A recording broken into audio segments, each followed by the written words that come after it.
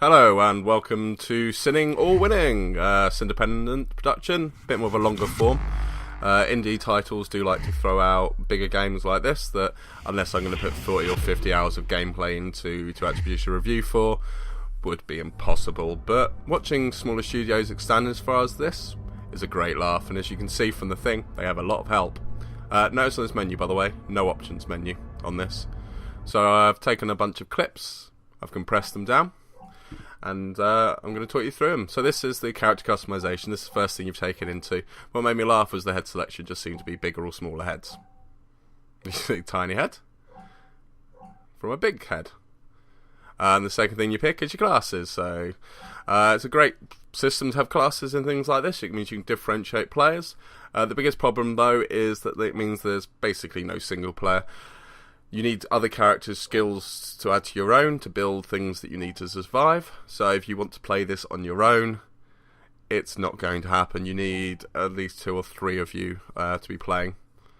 So this is the menu where you start up, and I was just showing you that you can actually password lock your games or have them fully online, which for a nice indie game, having full online support from the start is nice. I included the story, but really it bored me. Broken NASA that you work for. I send you to space and you need to mine because, well, that's what people do when they low on money. This made me laugh. The input screen. There are all the controls you're given. That's it. Figure it out for yourself. Fuck you, people. Fortunately, this designer is going to come up. Does seem to think that it is Mojang in disguise. So this is graphics, so not having an options menu at the start meant I played the first part of the game with terrible graphics because, you know, apparently my machine wasn't good enough to handle this. Well, hello, and welcome to the NASA Launch Lagoon. It's how we weed out the serious kids. And these are the automated sound balancers. The only place on Earth we can run an open flight schedule. If you could hear over the background music, you did a lot better than me. So putting an options menu at the start, obvious. The beauty of the game, the grass looks nice, it swings, but the trees don't, which takes the immersion out for me. From lower budget games, this is quite common, and it's something that does need to be addressed. If you're going to put wind dynamics into some vegetation, put it into all of it, otherwise is the wind blowing or is the wind not blowing?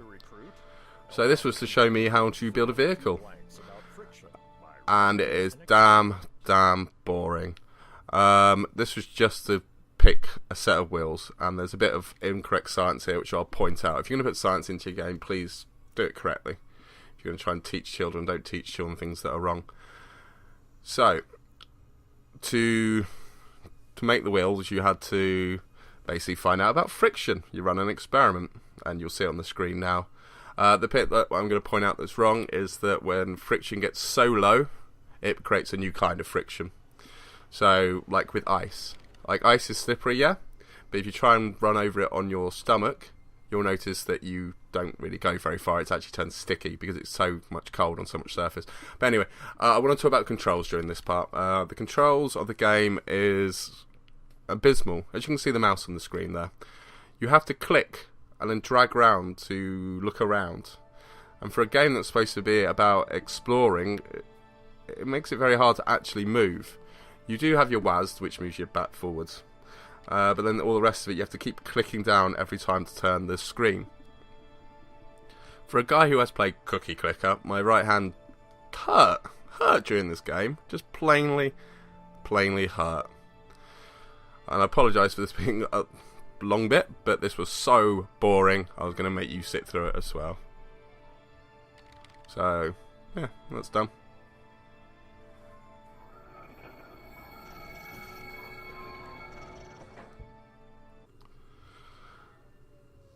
So we finally got given our car, we put all the parts on it, as you can see there. That's the reason why I think the controls are as they are, because when you're not looking around you have to use the mouse to click on things and then click on other things.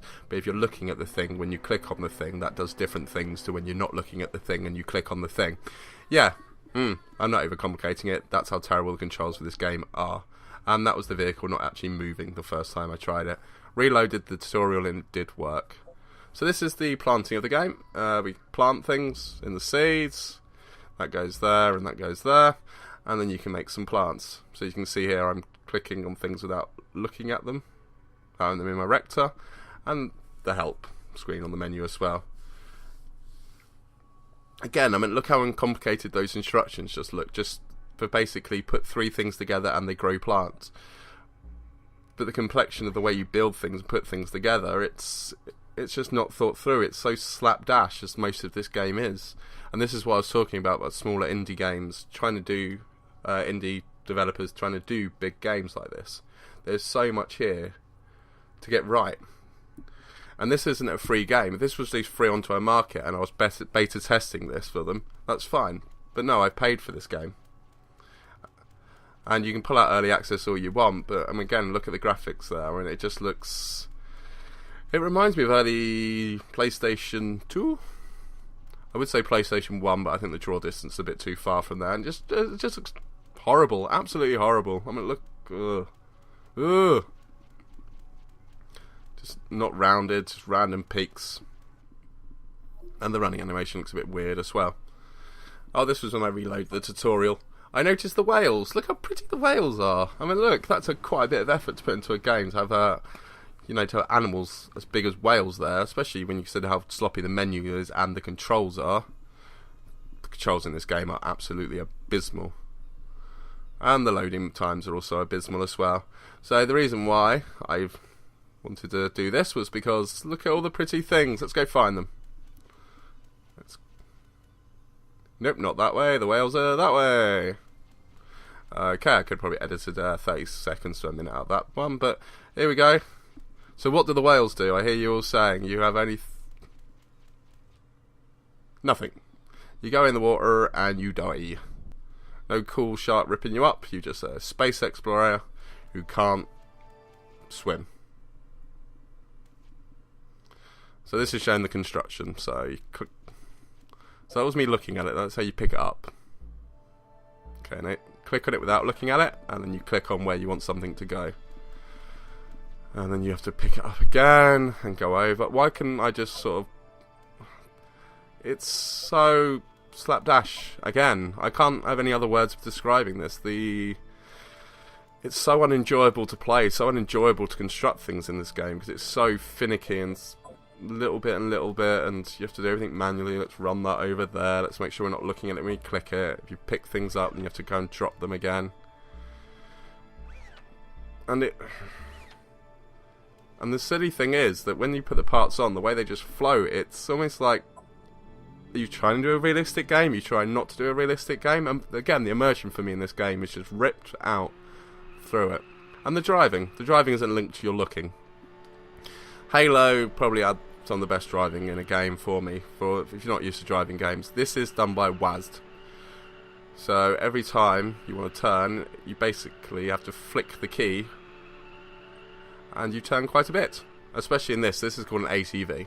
An all-terrain vehicle, by the way, just in case people don't know what ATV means, developers. It's just...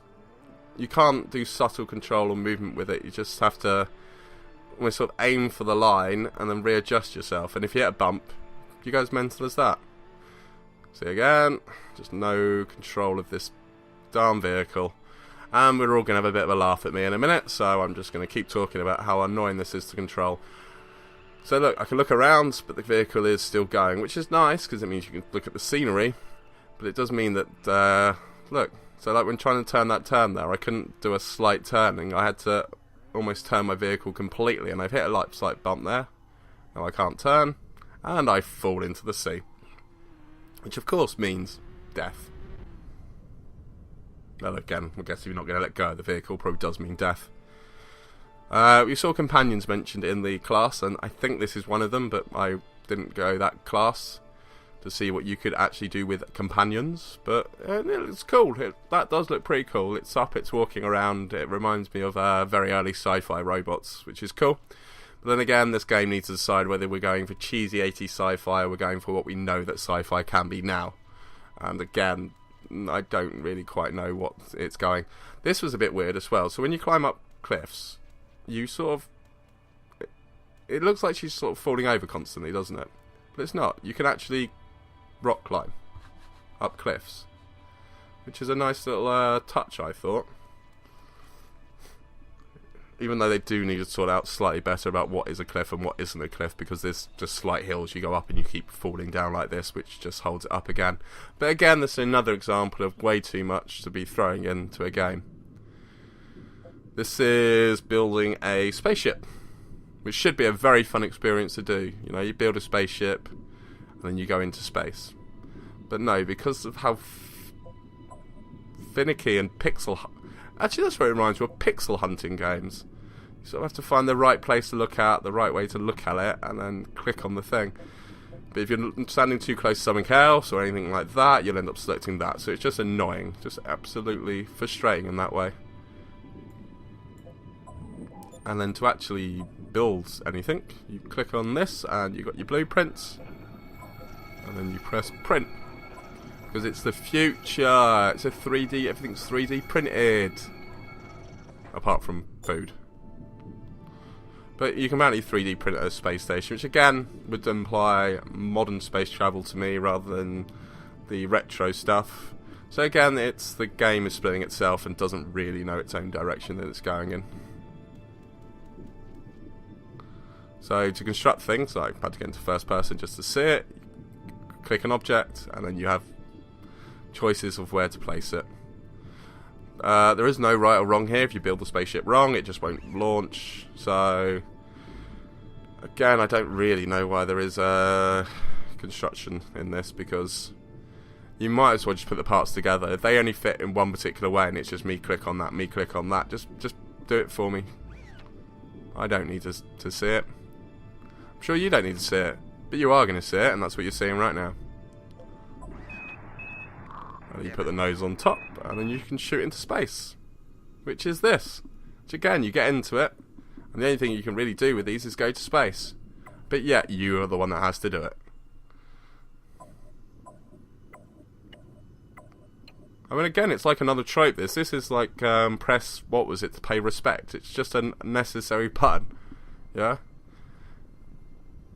Because the other thing it doesn't tell you is you have to keep holding the space. It wasn't like I just pressed space and did this. I had to keep holding for my jet propulsions to go. And that scene there really reminds me of Final Fantasy VII, when something shoots up. Those graphics, I mean, ugh. You've not really outdone yourself there, have you, lads? No. I would say no. You would say no if you agreed with me, if you had any common sense. Zero gravity. So when you're in outer spacey bits and stations, you have zero gravity, which for me meant I just sort of flopped around for like a few minutes, trying to figure out what the hell is going on. But whoop, up we go again. I didn't press jump there, it just did it on its own, and I'm falling again in very low gravity. Okay, so if you're going to put zero gravity parts in, you need to know how to do respawn points. You can't respawn point someone above and then just wait for them to slowly drop down, because they're just not getting onto the floor, which you can see here. Oh god, I've seen drunk girls at parties who are better than this. Come on, there we go. And then all that happens is that you sort of stand up, and instead of having a walk animation, you just lean your head forward and go forward. So the zero gravity, you can't even really float around. This isn't like AI Space Corp or whatever that other game was I played a while ago. The zero gravity in this is just that. The physics engine acts in zero gravity. I suppose it's not zero gravity, in low gravity. And when you get to the floor, your character acts like normal. You're just a bit more floaty. See? Float. What's the point? Why have you wasted your time on this? This isn't adding anything extra to the game. And then when you come out the spaceship, you get into a little thing like this, and you find yourself a ship to fly away on. But again, I felt not in control. This was controlled by WASD and shift for pitch. This isn't a plane though. When you're in space, up and down is hard relative. So having something that just realigns you up or down according to the Earth axis is not useful. You need to put a separate set of controls in for something like this. I mean, controller support would be perfect, because games have done all of these aspects before, and a dual analog stick is very easy to copy these across. But the dual analog stick system doesn't work because the menu is set up in the way that the menu is set up. And the way the menu is set up is just frustratingly annoying, because you have the click to look around, and the mouse wheels around anyway. By the way, people are getting annoyed by the mouse. It was a big debate on Shadowplay whether to lock the mouse or not. But I think when games are so obnoxious that you have to have the mouse on the screen all the time, I think it shows you how annoying it is to have a mouse on the screen all the time. Again, this is an example of more busy work. So I picked a location I wanted to go to, and rather than just taking me there, I had to get out, I had to go to the back of the ship, I had to get into one of these pods and sleep. And what you're thinking is probably you could spend 5 minutes around the plane doing whatever you want and you get there anyway. But no, if you don't go into instant sleep, the game says it's going to take like a year or something, years to get there. Which again would imply to me that we're talking about classic sci-fi, not modern sci-fi. And I'm sorry to keep making that differentiation there, but it's quite an important one. If you're a bit of a sci-fi fan, you'd accept things from the Alien era not to be up to scratch. This is landing, so when you land, you press space and you just lower your pitch, and you have to hit the floor, not going very fast. You can use WAS to change where you're landing, but every time I did this, I just found myself tilting the ship, which again made it impossible to straighten up. And the noises during that pit, the beep, beep, beep, oh my word, they frustrated me. Frustrated me a lot. So this is the second part of the tutorial. As you can see, I love the animation run. It's like the camp skipping. Do do do do. Oh, I'm from Brighton. I'm allowed to say such things. So yeah, this is one of the. Oh, it's a mineral oven. It's where you make things. So you can turn minerals into other items there. So sodium is the one that comes to mind. You can turn into useful stuff. And that's a printer, which is like that, but instead of for minerals, you print larger, other bigger things for it. And you can randomly drive all these things. Apart from that, which doesn't actually drive. When you get into it, it doesn't move. And I've been on two or three in different levels, and they do the same. So again, there's a vehicle there which just doesn't work the way it wants to work. So if it's in your way, you have to get 3 of you behind it to shove it. Which is fun, innit? It's fun. Don't you enjoy that? It's teamwork.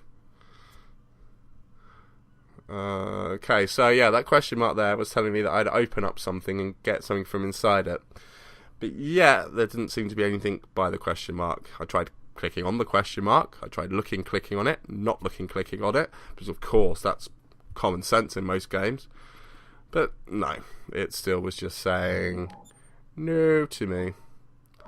So this is your inventory screen. As you see, you've got 4 things that you can pick from. I wanted to build a biology building. Which, when you do that, it just drops it like that. And there you go, NASA again. No idea why these people are so obsessed by NASA. I'm pretty sure in the sponsorship... Wait a minute, wasn't this Canadianly sponsored? Yeah, I think it may have been sponsored by a Canadian company. So you build a building. You see the construction of the buildings are quite cool. Again, not very realistic, because if you're blowing them up, I mean, it looks like it's made out of metal. And blown up buildings generally aren't made of metal. But texture work is something that they work on. And again, that question mark was annoying me, because that was the way that I could actually do things in this tutorial. Going to get my veggies. Oh, we're on the way to the supermarket. Yeah, ladders are glitchy. Because of course they are, because, you know, it's really hard to do ladders in games. Or not. But this is how boring this tutorial actually is. Without actually being able to do anything. Yeah. I don't know why I haven't cut this down more. 1 sec. Oh yeah, that was funny. That was me unanchoring the thing, which meant then it can move. What I didn't realise at this point is you have to click on a door to open the doors. Futuristic space again. No automatic doors. And what this really didn't tell me very well is you actually have to put a battery in those things. I don't know what it's talking about upgrading or whatever the hell that was talking about. All you do is simply put a battery in it. Oh, that's a good point. I couldn't open that door because... the door was locked until you put a battery in it, but of course the tutorial isn't very good at explaining any of that.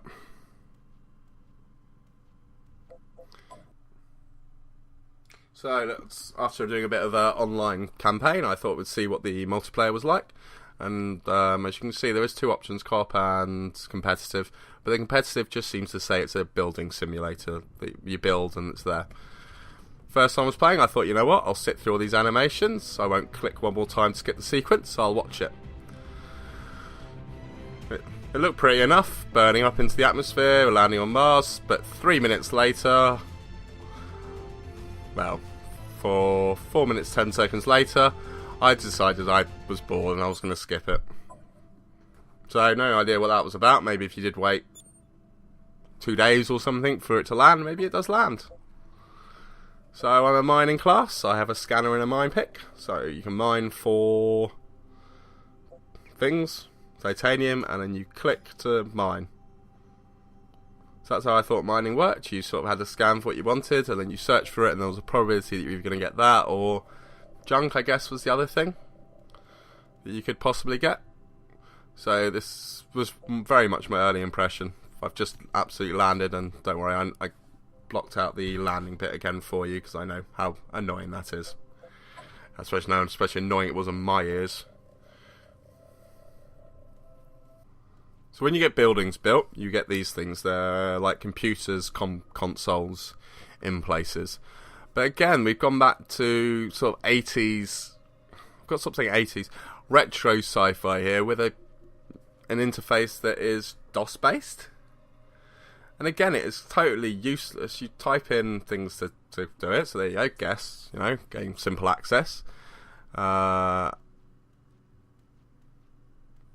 Type missions, because I thought I'd have a look at the missions, see what they are offering. You can see we got command a BART, command a robot, plant a flag in another world, build and drive a scarab, use a pickaxe.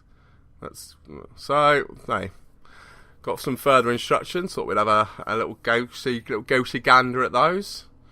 So it seems that you have to actually activate the missions yourself and then complete the missions yourself.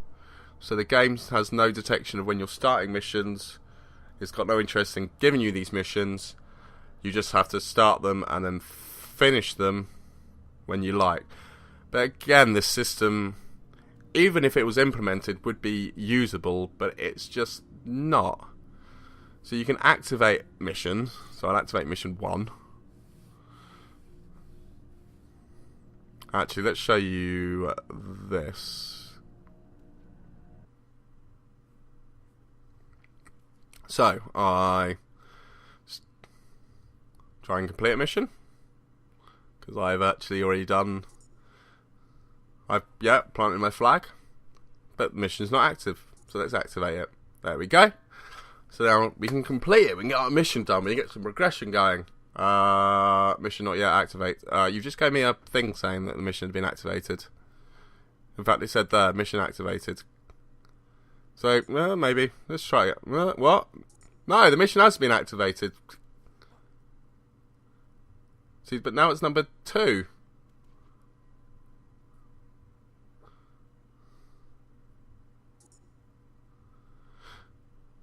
Watching that back, maybe that's where I went wrong. Maybe when you start doing the missions, it puts them into a different order every time. Maybe it's just guesswork, eh? That'd be a good game. Guess the commands on the DOS prompt.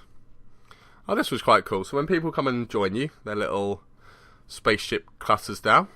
You can see we had a few failed attempts of people trying to join us because their buildings are there. Because when they die, you can rob their backpack and steal their goods. And this was someone who actually joined me for most of the game. So you're probably going to see a bit of cut out audio because I don't want to put him on mic without his permission. But he's leaving again. See, it looks cool. It's a good theory. You come down to the planet, the thing drops you off, and you leave. And it's you have to, even though you have to land the thing, which just again seems like busy work. Ugh. So this is the resource panel. And you select the stuff you want to research here. and it builds, but there's so little descriptions in this menu. It's almost like they want you to work the game out for yourself, and this was a free game that I was helping them with, then that wouldn't be so bad. But having a game that's chargeable for, that's on the market for, where you can't even put item descriptions in, and as far as I know, item descriptions are just text entries. And if you can't be bothered to do that part of your game, you're not interested in building a game. If you want to do the fun bits first, because this isn't fun for people playing it. They're going to have to figure out everything that they're doing, and it's not like, as again, you're not Mojang. Because Minecraft was free when it came out. So why are you insisting that people have to trial and error everything with your annoying controls that are like WAS, the mouse button to move, having to click in every time? My left finger is still aching, and I've now been 3 hours since I finished playing. And this again shows, so remember the bit in the tutorial where you put the thing in the middle and the thing on the side? Well, here it is. Here it is in practice for you ladies. Do you think it's going to work? Do you think a game like this has actually got itself sorted, or is it just set during the tutorial that those bits actually work? Well, in Bandai style, place your bets now!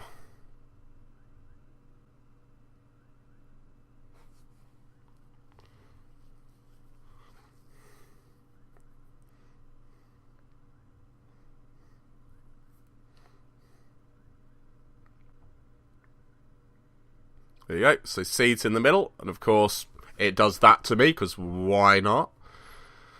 Because you know, all the time I plant seeds, I'm always getting swiped by the seeds. Oh no, it just stands there and looks like that and doesn't do anything. Oh, great work game, great work, yeah, This is a fun game. Oh, and the truth about mining. Don't bother using a scanner, just spam the button. Spam it, spam it, spam. More spamming, more spamming, more spamming. Yeah, that's it. That's the best way to mine. Just keep clicking the button. You get loads of it, and then you just shove it all in there. Isn't that great, eh? You know, explore to find... No, you don't explore to find minerals. You just click on the ground in front of you. I mean, what is this game? It's not even like a building game, because the building's not fun. Everything's so floaty, and the physics engine is so terrible that you can't even build with it. The variety that what you can build is nothing. This A goes to B. It's not like A optionally goes to B or C. You'll create whatever you want. It's not like I can create a robot there's arms for legs or anything like that. You've done an overcomplicated engine, and it's made the game so non-fun. And the building and the menus really reminds me of a game I played recently, so I'm even slightly debate that's been done. So here you go, storing items. Could you do it all? Has the menu been worked out in a way that, you know, you could select what you want to store, or 3 or 4? No, you just have to click it all separately. So, do I recommend this game? Am I going to go on record and say, this is a good game worth getting? No, of course I'm not. Unless they find that million, 2 million, 10 million that are going to take to actually do a game as big as this, as variety as this, then no. And even if they are going to do that, even if you had, how big a team would it take to finish a game like this? I mean, well, 6, 7, 8, 9 months minimum until this game is anywhere near being a playable state. And the fact that they can't even bother to do an instruction manual. There is an instruction manual when you download it, but all it tells you is the 4 classes. You pick from the 4 things and the little blurb text in the tutorial. There's nothing expanded beyond that. I mean, that would have been very easy just to make a PDF that shows you the items you're getting and what you're doing, but they couldn't even bother to do that. So no, this game is off my radar. Grow up. No. Anyway, enjoy the world.